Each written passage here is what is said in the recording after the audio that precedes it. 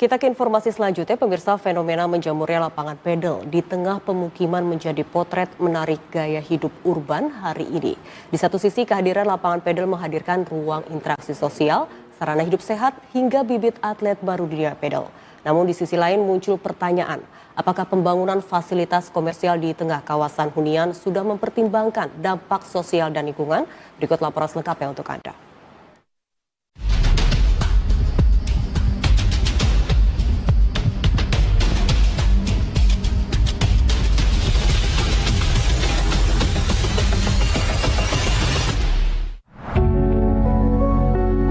Olahraga padel kini tengah menjadi tren di kawasan Jakarta. Lapangan padel bermunculan dan menjamur termasuk di kawasan padat pemukiman warga. Ini juga menjadi sebuah permasalahan karena masyarakat ternyata banyak yang menilai pro dan kontra dalam hal tersebut. Mulai dari kebisingan, parkir liar, kemudian juga izin tata usaha dan juga ruang.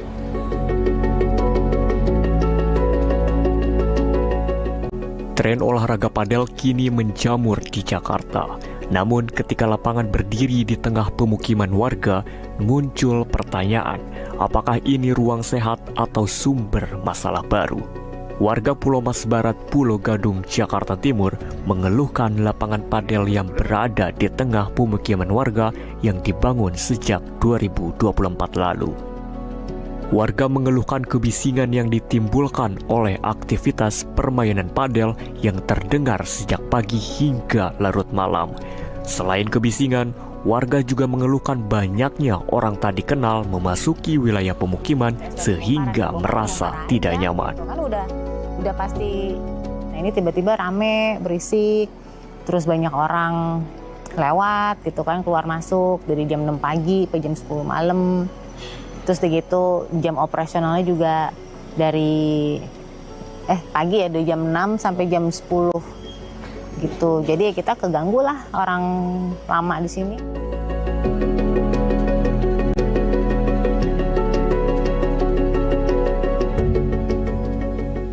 Pertanggal 23 Februari 2026 kemarin, pemerintah Provinsi Jakarta mencatat setidaknya ada sebanyak 397 lapangan padel yang tersedia di kawasan ibu kota.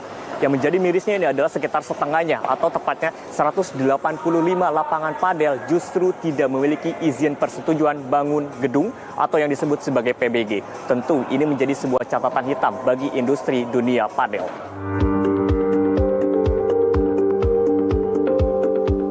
Menjamurnya lapangan padel di kawasan perumahan akhirnya mendapat respon tegas dari pemerintah Provinsi DKI Jakarta.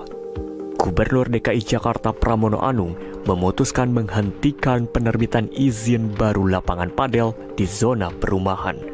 Kedepan, seluruh pembangunan baru hanya diperbolehkan di kawasan komersial. Revitalisasi Anjungan Jakarta yang ada di Taman Mini. Saya akan memulai yang pertama. Untuk lapangan padel sudah diputuskan perizinan baru untuk pembangunan atau lapangan padel tidak diperbolehkan di zona perumahan.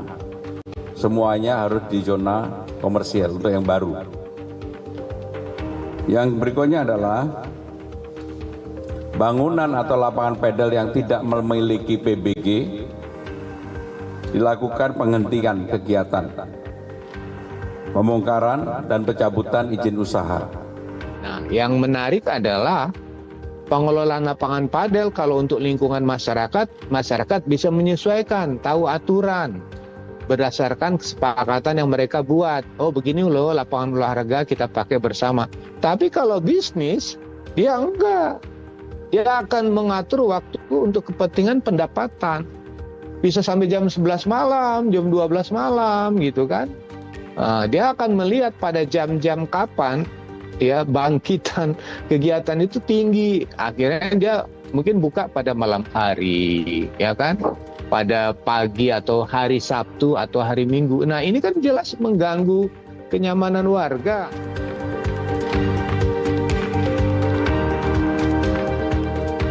Perkumpulan Besar Padel Indonesia (PBPI) pun turut mendukung langkah Pemprov untuk menindak tegas lapangan padel tidak berizin.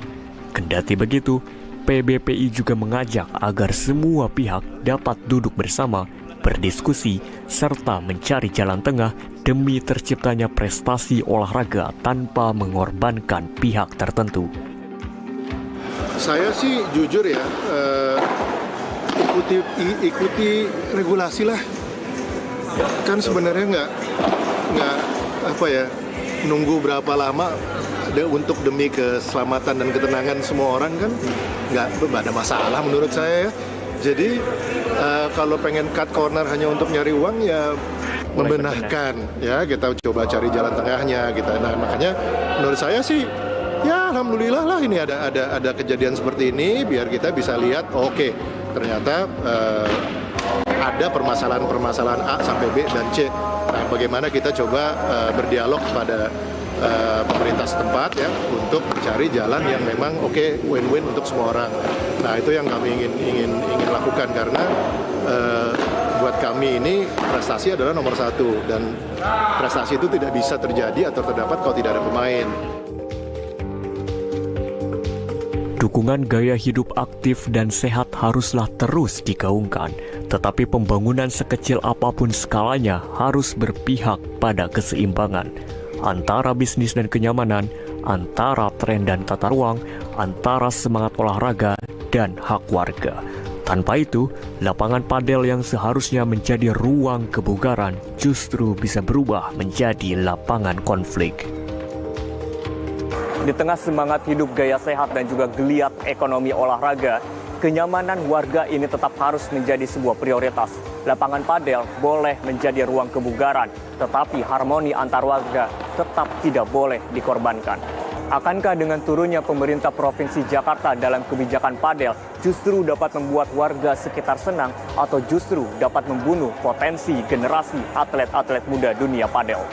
Laporan Riyad Nurikmah, Angkasa Daya Putra, Jakarta, Garuda TV.